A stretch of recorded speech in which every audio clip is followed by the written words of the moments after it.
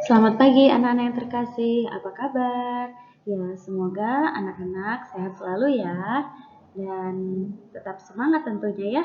Nah, anak-anak, sebelum kita belajar agama, mari kita berdoa. Bapa di surga, Bapa yang baik, sungguh kami bersyukur Tuhan untuk berkat Tuhan, pertolongan dan penyertaan Tuhan dalam hidup kami. Bapa di surga, saat pagi hari ini kami mau belajar agama, Tuhan tolong kami, berkati setiap anak-anak didik yang akan belajar supaya dapat mengerti setiap pembelajaran yang akan hambamu sampaikan pada pagi hari ini. Berkati juga hambamu yang akan menyampaikan pembelajaran, Tuhan berkati supaya dapat mengajar dengan baik. Terima kasih Tuhan, dalam nama Yesus kami berdoa dan bersyukur. Amin. Nah, anak-anak, hari ini Bu Guru akan mereview atau mengulang kembali pembelajaran kita, yaitu di pembelajaran 6 ya. Anak-anak masih ingat pembelajaran kita tentang aneka ragam hewan ciptaan Tuhan. Nah, tentu anak-anak masih ingat ya. Yuk, anak-anak kita buka dulu buku kita halaman 54 sampai 65. Sudah ketemu? Ya, kalau sudah ketemu, Bu Guru mau nanya nih sama anak-anak. Hewan itu diciptakan oleh Tuhan pada hari yang keberapa ya? Ada yang masih ingat? Iya, hewan diciptakan oleh Tuhan pada hari yang ke-5 dan ke-6. Nah, anak-anak, yang hari ke-5 kira-kira hewan apa saja ya?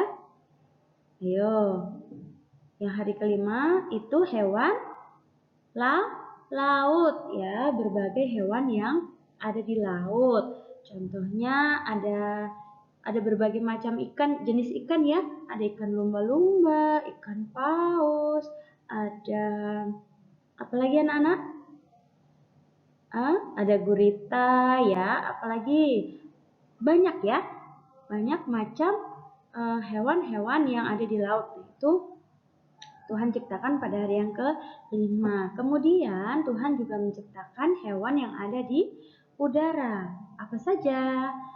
Ya, ada berbagai macam jenis burung, ada kupu-kupu, belalang, capung, dan lain sebagainya.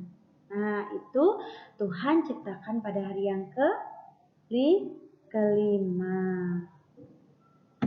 Nah, anak-anak, pada hari yang ke-6 Tuhan menciptakan hewan yang ada di darat dan juga manusia. Nah, anak-anak, hewan darat itu sendiri terbagi menjadi 3 bagian, yaitu apa saja? Yang pertama hewan ternak, kemudian yang kedua hewan melata, yang ketiga hewan buas atau hewan liar.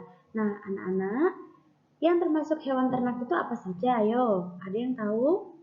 Iya, yang termasuk hewan ternak antara lain adalah sapi, ya, kambing, kuda, domba, babi, kerbau.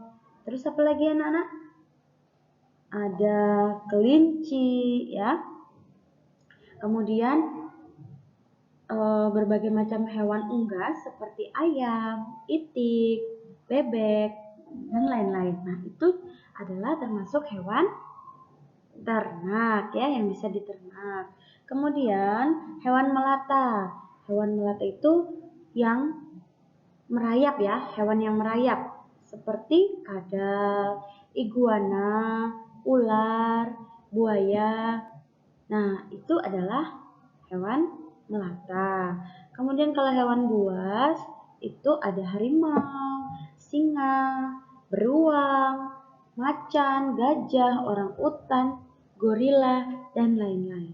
Nah, itu adalah beberapa contoh hewan yang ada di darat yang Tuhan ciptakan. Nah, anak-anak, ternyata di Alkitab menceritakan ada beberapa hewan yang bisa membantu manusia loh, ya, yang bisa Tuhan utus untuk menolong manusia. Contohnya dalam Kejadian pasal 8. Di sana diceritakan ada burung gagak dan juga burung merpati. Wah, anak-anak masih ingat ceritanya? Mereka menolong siapa ya? Ya, dalam Kejadian pasal 8 diceritakan burung gagak dan juga burung merpati mereka menolong Bapak Nuh. Ingat nggak ceritanya? Bapak Nuh saat itu sedang ada di dalam bahtera. Kenapa Bapak Nuh ada dalam bahtera? Ayo, masih ingat apa yang terjadi? Iya, karena pada saat itu ada bencana air bah yang sangat dahsyat ya. Air bah itu seperti tsunami tapi lebih dahsyat lagi ya.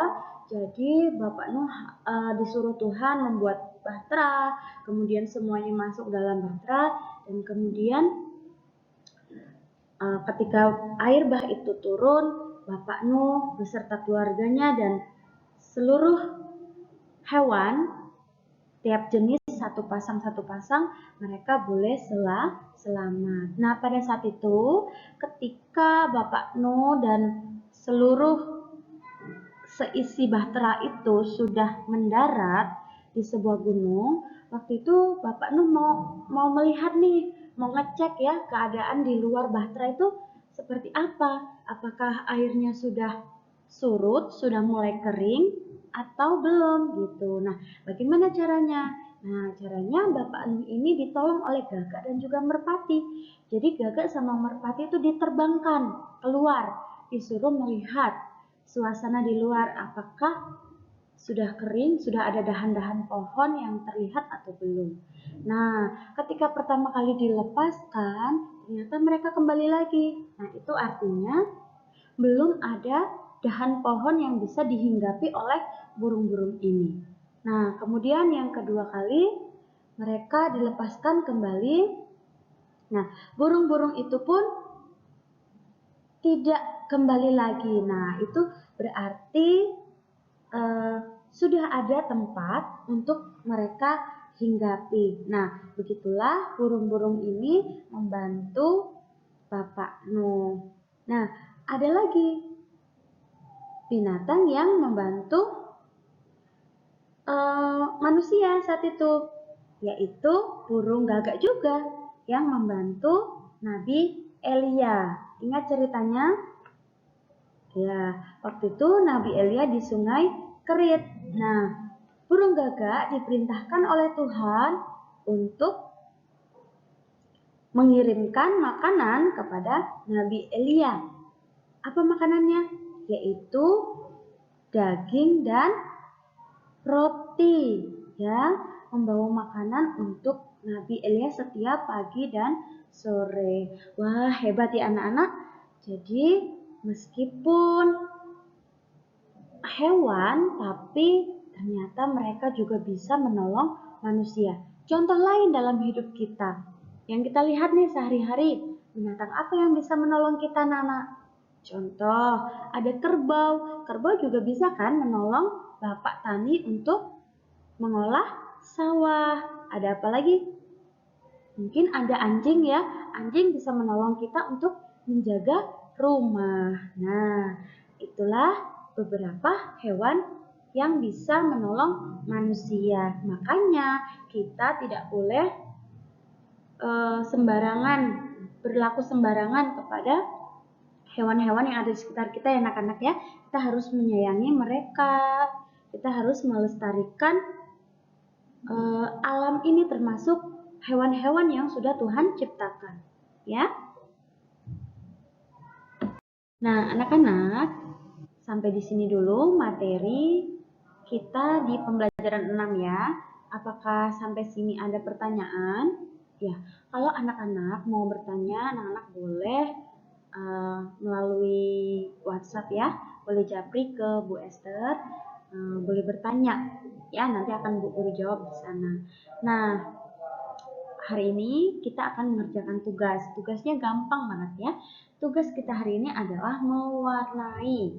Ya, di sini Bu Guru sudah siapkan gambarnya. Ya, ini ada gambar. Sebenarnya ini adalah gambar kebun binatang, tapi hanya beberapa binatang saja yang terlihat di sini dan beberapa pengunjung. Nah, tugas anak-anak warnai semua gambar ini dengan rapi ya.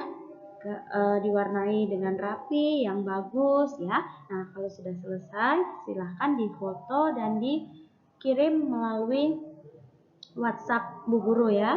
Ibu Guru tunggu sampai besok ya, paling lambat jam 9 malam. Oke? Paling lambat besok jam 9 malam. Ya, sampai di sini dulu pertemuan kita pada hari ini. Selamat belajar anak-anak. Tuhan Yesus memberkati. Shalom.